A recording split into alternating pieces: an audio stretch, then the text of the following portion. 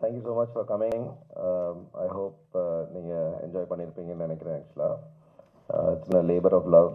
15 வருஷமாக இந்த கதையை யோசிச்சு finally it's come out. I am exhausted. So அதனால் என்னோட எனர்ஜி லெவல் கொஞ்சம் கம்மியாக இருக்கும். But I hope you all enjoyed. Thank you. இல்லை ஆக்சுவலி நீங்கள் தான் சொல்ல உங்களுக்கு எப்படி. ஆமாம் ஆமாம் அப்படியா? அது ஆமாம். இப்போ நான் I'm ready for the question and answer. அது பெட்டராக இருக்குங்க. நான் ஒன்றும் சொல்கிறதுக்கு பதில் வேணான்ட்டேன். அதான் உண்மை. அதான் அன்றைக்கே சொன்னேன் வேணான்னு சொன்னேன். ஏன்னா அது வந்து ஒரு வாழ்க்கையில் நான் அனுபவிக்காத சில விஷயங்கள்லாம் இந்த படத்தில் அந்த கதாபாத்திரத்தில் இருந்துச்சு. ஸோ அதை எப்படின்னா இவ்வளோ பெரிய லூசராக இருக்கான், ஜெயிக்கிறதுக்கு எந்த விதமான வாய்ப்பும் கொடுக்கலையே, பெரிய அளவில் வந்து சாதிக்கிற மாதிரி எதுவுமே இல்லையே, ஒரு ஹீரோயிசமே இல்லையே அப்படின்னு நினச்சிட்டு இருக்கும்போது அது எப்படி வித்தியாசமாக பார்க்கணுன்னு ஒரு விஷயம் வந்து எனக்கு சசி சொல்லி கொடுத்தாரு. ஸோ அதனால் ஐ வாஸ் வெரி அவர் சொல்லிக் கொடுத்த விதத்தில் வந்து நான் கொஞ்சம் ஸ்கிரிப்ட் கதாபாத்திரங்களை வித்தியாசமாக பார்க்க ஆரம்பித்தேன். அதனால தான் போக போக ஒரு கிட்டத்தட்ட ஒரு ஊசி மாதிரி ஏறி இந்த மாதிரி ஒரு கேரக்டராக பண்ண முடிஞ்சது.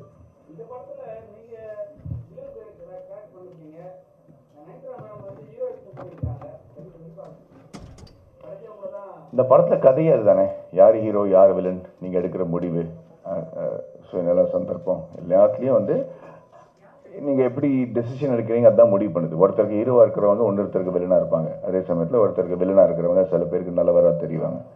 அதான் இந்த படத்தோட கதை, அந்த கருத்தோட அருமையை.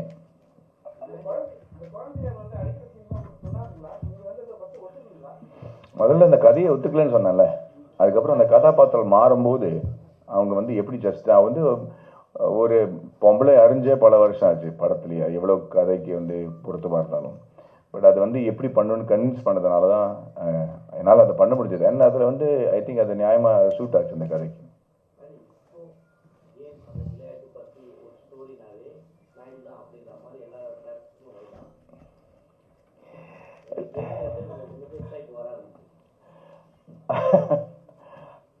I don't know. நான் ஏற்கனவே ஒரு 14 வருஷத்தை 4 படம் தான் சார் பண்ணியிருக்கேன். அதனால் அது எதை வச்சு முடிவு பண்ணுறாங்கன்னு எனக்கு தெரில. But I'm happy.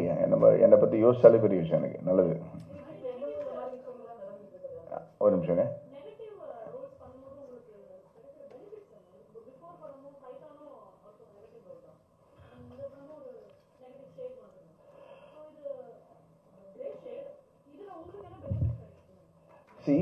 பொதுவாக ஒரு வில்லனாக நடிக்கிறதுக்கும் கிரே ஷேட்ஸ் இருக்கிறதுக்கும் ரொம்ப வித்தியாசங்க. ஏன்னா பொதுவாக ஒரு வில்லனா வந்து நான் செய்கிற செயல்லாம் தப்பான செயல், நான் வந்து நகை கடிச்சு அடிக்கிறது, தேவையில்லாத நெகட்டிவ் திங்ஸ் சொசைட்டியில் பண்ணுறது வந்து ஒரு வில்லன். அது வேற. ஒரு கதாபாத்திரத்தில் இறங்கி சமுதாயத்துக்கு விரோதமாக செய்கிற சில விஷயங்கள் வந்து ஒரு நெகட்டிவ் கேரக்டர் ஆகும்போது அது வந்து ஒரு நடிகனுக்கு வந்து சேலஞ்சான விஷயம் தான். ஸோ ஒரு சாக்லேட் பாய் அப்படின்னு சொல்லிட்டு இருக்கும்போது இப்போ திடீர்னு ஒரு ப்ரொஃபஸர் இல்லாட்டா ஒரு சயின்டிஸ்ட் இல்லாட்டா ஒரு நெகட்டிவ் ஷேட் அப்படிங்கிற பல வித்தியாசமாக நவரசனங்களும் நம்ம பண்ண முடியுமா அப்படிங்கிற ஒரு சேலஞ்ச் எடுத்துக்கிட்டு தான் அந்த மாதிரி கேரக்டர்ஸ் நம்ம ஒத்துக்கிறோம். இது ஆக்சுவலி ரொம்ப முன்னாடியே வர வேண்டிய படம். பட்டு அதான் சொன்னேன், எல்லாமே சேர்ந்து இந்த வருஷம் வருது. ஸோ அடிக்கடி நம்ம வந்து சந்திக்கிறதுக்கு ஒரு சந்தர்ப்பம் கிடைக்க போகுது இந்த வருஷத்தில். பட் அகெயின் இட்ஸ் நாட் நான் நெகட்டிவாக பண்ணணும் இல்லை நான் ஹீரோவாக நடிக்கணும் அது மாதிரி இல்லை. ஒரு கதை நம்ம கேட்டோன்னே உடனே இந்த கதையை சொன்னால் நல்லாயிருக்கும், நான் சொன்னால் நல்லாயிருக்கும் அப்படிங்கிற ஒரு ஃபீலிங் வரதுனால தான் நம்ம ஒத்துக்கிறோம். சில சமயம் இட்ஸ் நெகட்டிவ் சைட், சில சமயம் இட்ஸ் சயின்டிஸ்ட், சில சமயம் it's biopic.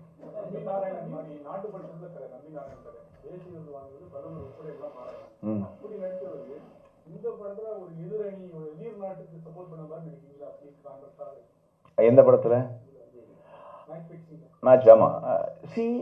That's the challenge இல்லையா? அந்த மாதிரி ஆள் இதையும் பண்ண முடியுமா அப்படிங்கிறது கன்வின்சிங்காக இருக்கா இல்லையாங்கிறத நீங்கள் சொல்லணும். நான் பண்ண முடியும்னு நினச்சி தான் பண்ணேன். ஸோ அண்ட் ஐ திங்க் ஒரு நடிகனை மட்டும் தான் பார்க்கணும். வேறு நான் வந்து I'm not a Guru, I'm just ஒரு ஆக்டர் இல்லையா? That's how I should be seen.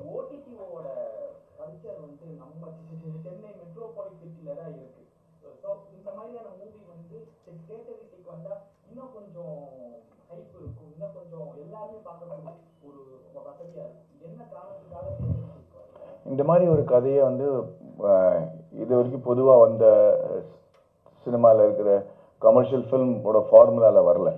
So அப்படி இருக்கும்போது இந்த மாதிரி கதைகள் எப்படி ரெசீவ் பண்ணப்படுறது எப்படி அதை வந்து மக்கள் ஏற்றுக்கிறாங்கன்னு தெரிஞ்சால் அதை வந்து தைரியமாக இன்னொரு ப்ரொடியூசர் அடுத்த வாட்டி இதை தியேட்டரில் கொண்டு வர முடியும். ஏன்னா இதனால் எக்ஸ்பெரிமெண்டல் தான் இருக்குது. ஏன்னா நம்ம சசி ஒரு இன்டர்வியூவில் சொன்ன மாதிரி 15-16 லட்சம் பேர் தான் முழு தமிழ்நாட்டிலேயே தியேட்டரில் வந்து படம் பார்க்குறாங்க. அப்போனா அந்த 7 கோடி மக்களில் வந்து 6,85,00,000 பேருக்கு வந்து நம்ம படம் பண்ணலையா அப்படிங்கிற கேள்வி இருக்கும்போது நம்ம சில விஷயங்கள் புரட்டி போட்டு வித்தியாசமாக பண்ண வேண்டியிருக்கு. அதில் இருக்கிற ரிஸ்க் வந்து நம்ம முதல்ல ஓடிடியில் வந்தால் இட் கெட்ஸ். அண்ட் நெட்ஃப்ளிக்ஸில் வந்து கிட்டத்தட்ட how many million 60 crores மக்கள் பார்க்குறாங்க. அதனால் இப்போ ஹிந்திலேயே நிறைய ரிவ்யூஸ் வந்துருச்சு. இப்போ பயங்கரமாக ஹிந்தியில் ரிவ்யூ வந்திருக்கு. படம் ரிலீஸ் ஆகி அரை மணி நேரத்துலேயே வந்து கிட்டத்தட்ட 30 ரிவ்யூஸ் வந்துருச்சு ஹிந்தியில் கூட. ஸோ அப்படி இருக்கும்போது அது ஒரு வித்தியாசமான எக்ஸைட்மெண்ட். அதான்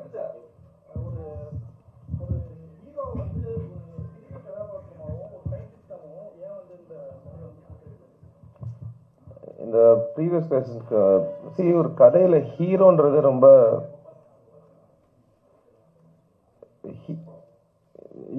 the word you should use is protagonist. Hero கிடையாது. ஐ மீன் இதில் அர்ஜுன் ஹீரோ. பட் இந்த கதையோட ப்ரொட்டாகனிஸ்ட் யாருன்னா சரான்ற கேரக்டர் தான். அவர் தான் சூத்திரதாரர். அவர் பண்ணுறதுனால தான் கதை மூவ் ஆகுது. ஸோ இட்ஸ் டெக்னிக்லி நம்ம வந்து ஹீரோ வில்லன்ற அந்த கோட்பாடுக்குள்ளே பார்த்தீங்கன்னா அப்படி தெரியும். பட் இந்த படத்தோட ப்ரொட்டாகனிஸ்ட் யாருன்னா அது மாதவன் தான் ஆக்சுவலாக. So he is the central character.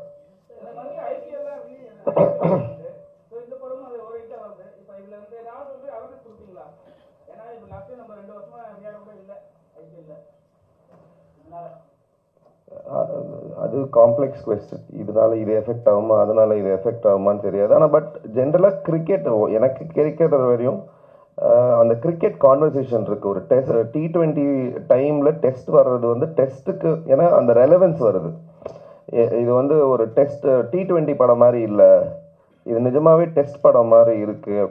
ஸ்லோவா அது ருசிச்சு அந்த ஏற்றத்தா அதெல்லாம் இருக்கும் அந்த படத்தில் ஆக்சுவலாக. ஸோ அந்த கம்பேரிசனில் இந்த படம் ஒரு குவாலிட்டேட்டிவாக நீங்கள் வந்து எந்த கிரிக்கெட்டரை கேட்டிங்கனாலும் எந்த ஃபார்மேட் பிடிக்கும்னு சொன்னாங்கன்னா அவங்க வந்து எனக்கு டெஸ்ட் கிரிக்கெட் தான் பிடிக்குன்றாங்க ஆக்சுவலாக.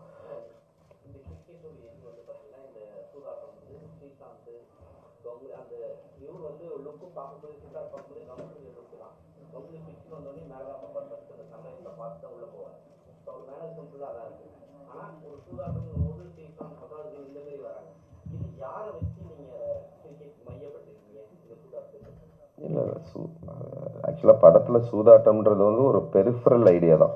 அது வந்து சென்ட்ரல் ஐடியாவோ அது எப்படி நடக்குது யார் இதில் இன்வால்வ்டுன்றது ஐடியா கிடையாது. அது அவங்கனால ஒரு கிரிக்கெட்டருக்கு ஒரு டெஸ்ட் வருது. அந்த டெஸ்ட்டில் அவர் வந்து அந்த அந்த எடை போடணும். அவர் பையன் முக்கியமா இல்லை அந்த கேம் முக்கியமான்ற ஒரு டெஸ்ட் வருது. ஸோ அது வந்து ஒரு ஸ்டார்டிங் பாயிண்ட்டை தவிர அது படத்தோட சென்ட்ரல் ஐடியாவே கிடையாது ஆக்சுவலாக. அண்ட் இந்த கிரிக்கெட்டர் வந்து ஆக்சுவலாக இந்த க்ளோஸாக கவனிச்சிங்கன்னா இந்தியாவில் விளையாடின நிறைய கிரிக்கெட்டர்ஸோட ரெஃபரன்ஸ் வரும். அவரோட குரு சச்சின் டெண்டுல்கரோட குரு சொல்லியிருப்பாரு, விளையாடின எந்த மேட்சும் பார்க்கவே மாட்டாங்க, ஒன்றும் தப்பான ஆல் த பேட் திங்ஸ் மட்டும் நோட் பண்ணியிருப்பாங்க. அந்த ரெஃபரன்ஸ் வந்து சச்சின் கிட்டேருந்து வந்தது. விவிஎஸ் லக்ஷன் வந்து அவர் ஹைதராபாத்தில் விளையாடுறதுக்கு முன்னாடி ப்ரீவியஸ் நைட் சொன்னாங்க நீங்கள் டெஸ்ட் கிரிக்கெட்டில் ரிட்டையர் ஆகிடணும்னு. ஸோ அந்த மாதிரி படத்தில் எல்லா கிரிக்கெட்டர்ஸ்க்கு நடந்த சில விஷயங்கள் வந்து ஒரு இன்ஸ்பிரேஷனாக வந்து ஒரு கிரிக்கெட்டரை ரெப்ரசென்ட் பண்ணமே தவிர ஒருத்தர்ன்றது கிடையாது. மற்றதெல்லாம் முக்கியம் இல்லையா? Okay okay.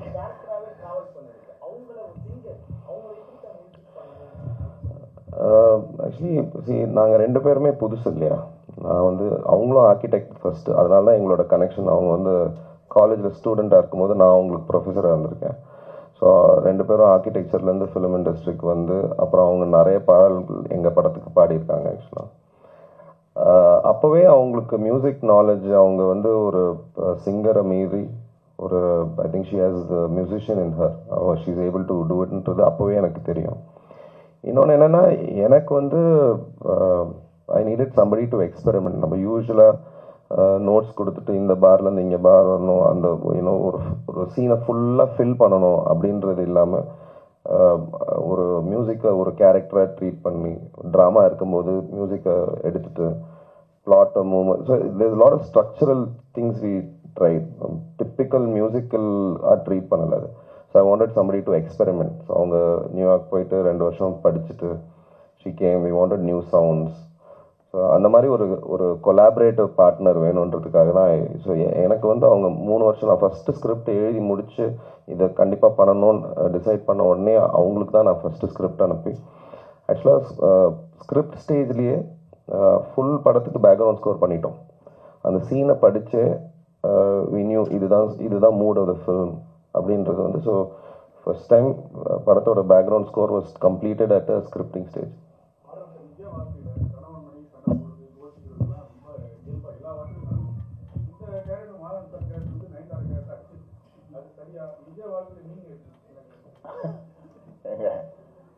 என் உயிருக்கே ஆபத்தாயிரும் இப்போ நான் இல்லையா.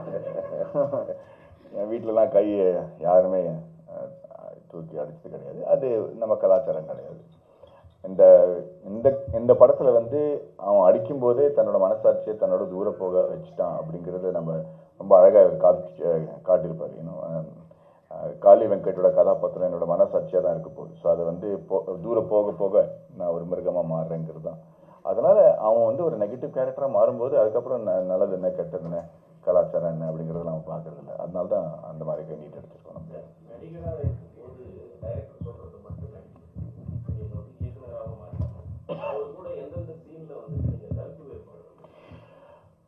முதல்ல படம் ஸ்டார்ட் பண்ணும்போது தான் வந்துச்சே தவிர அதுக்கப்புறம் நான் வந்து ஒரு அடிமையாக ஒரு நடிகனாக தான் இருந்தேங்க. அதுதான் உண்மை. ஆக்சுவலி ஒரு நடிகனுக்கு அதுதான் இருக்கணும். நம்ம எவ்வளோ எக்ஸ்பீரியன்ஸ் இருந்தாலும் சரி, எவ்வளோ படங்கள் வந்து டைரக்ட் பண்ணாலும் சரி, ஒரு கதை வந்து ஒருத்தரோட விஷனாக தான் இருக்கணும். அதில் பல பேர் வந்து நுழைஞ்சு தன்னோட கருத்தை சொன்னாங்கன்னா கன்ஃபியூஸ் தான் ஆகிடுவாரே தவிர ஐ திங்க் இந்த மாதிரி கதை வந்து சசியோட விஷன் மட்டுமே தான்.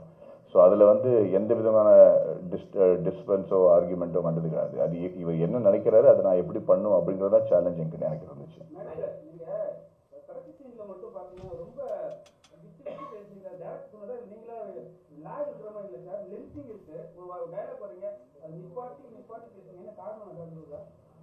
அது ஒரு ஸ்டைலாக வச்சுருந்தேன் நான். ஆமாம் ஆமாம். ஏன்னா அதில் வந்து மனசு வந்து ரொம்ப குழம்பு போன அப்புறம் அது எப்படி பேசுறது, என்ன வார்த்தை வருது அப்படின்னு தெரியாமல் தடுமாறுறது தான்.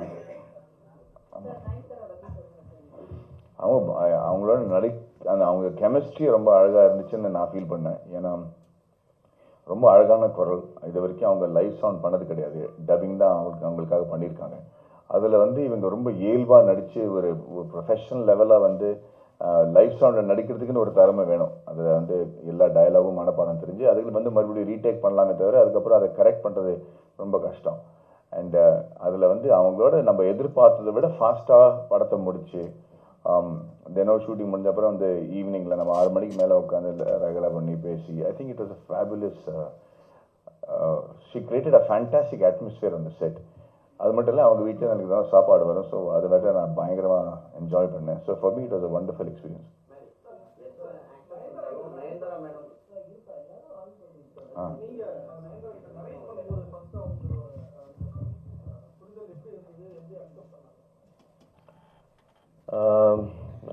சம்டைம்ஸ் வந்து ஒரு character has to meet the actor.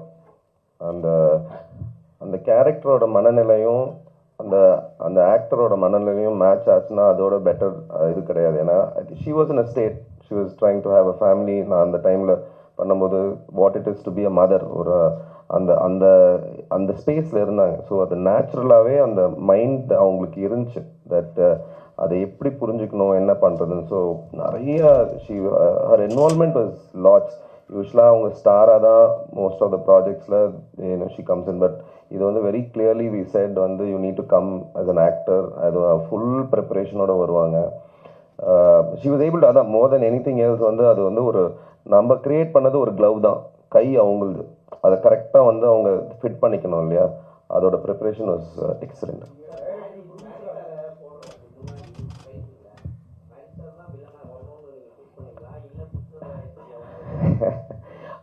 அந்த படமும் நம்ம தானே பண்ணோம்.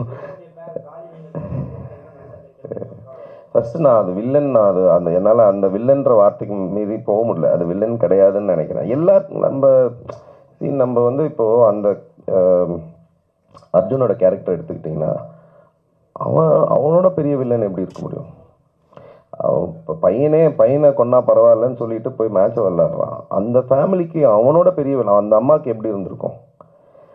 அது வந்து நம்ம வந்து அது பெர்ஸ்பெக்டிவ் தானே தவிர ஒரு சுச்சுவேஷனில் ஒருத்தன் வில்லன் ஒருத்தன் இது அவன் சூஸ் பண்ணுற டிசிஷனால தான் அது மாறுறான்.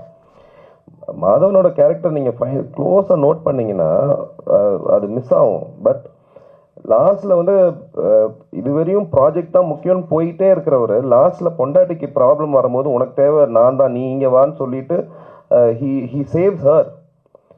அப்போ ஹீரோ தானே. என் பொண்டாட்டி பரவாயில்லண்ணா. இப்போ குழந்தைய வந்து அந்த கதறல்ல தான் இருக்கானே தவிர அவன் ஒன்றும் பண்ணலையே அந்த குழந்தைய. So he saved her. அவங்க பின்னாடி போகிற இது வந்து ஹீ சேவ்ஸ் ஹர். ஸோ அந்த நிலைமையில கூட சரி இதையோ நான் தப்பு பண்ணிட்டேன், என் பொண்டாட்டி தான் எனக்கு முக்கியம் அப்படின்னு சொல்லி ஒரு டிசிஷன் எடுக்கிறது ஹீரோ தானே.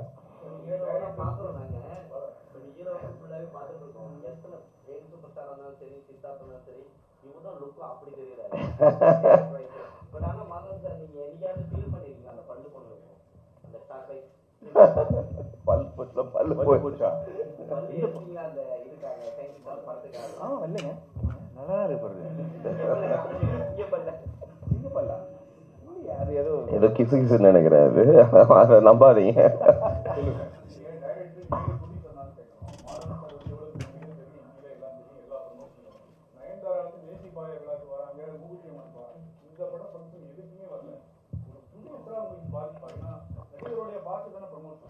அது ப்ரொடியூசராக வந்து இட்ஸ் ஒன்லி ப்ரிப்பரேஷன். அவங்க வந்து வெரி கிளியர்லி சைன் பண்ண அன்னைக்கு கான்ட்ராக்டில் இருக்குது that she will not be involve in any promotion. So it's நான் எதிர்பார்ப்பு தானே, நான் எதிர்பார்ப்பு அவங்க சாட்டிஸ்ஃபை பண்ணுறாங்களான்றது தவிர if every thing is spoken இதுதான் என்னோட டேர்ம்ஸ் இதுதான் இருக்குன்னா வென் அவங்க வந்து அதை கரெக்டாக மெயின்டைன் பண்ணாங்க. பட் இன்ஃபேக்ட் அது வந்து டெக்னிக்கல். இந்த வாட்டி வந்து 15 நாள் ஒதுக்குனாங்க. என்ன ஆச்சுன்னா அவங்களுக்கு வந்து பர்சனல் ஒரு விஷயம்னால 15 days ஷூட் கேன்சல் ஆச்சு. So she had to catch up with lot of அவங்க ஷூட் இருந்தனால தான். But she wanted to be part of it. But இது ஒரு விஷயம் நடந்ததுனால she was not been able to do. But ஆனால் எனக்கு வந்து எதிர்பார்ப்பு ப்ரொடியூசர் வந்து டே ஒன்லேருந்தே தெரியும் அவங்க இவ்வளோ தான் இன்வால்வாக இருப்பாங்கன்னு சொல்லிட்டு.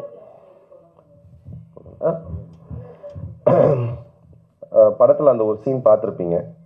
அந்த சீன் எழுதும்போதே வந்து அது எப்படி எழுதியிருந்தேன்னா ஒரு கேரக்டர் வந்து அவங்களுக்கே அது ஒரு பட்டாஸ் மாதிரி அவங்களே திரி வச்சுக்கணும். அவங்களே ஒரு ஸ்டேஜாக அந்த கேரக்டர் பில்ட் பண்ணி ஃபைனலாக வெடிக்கணும்.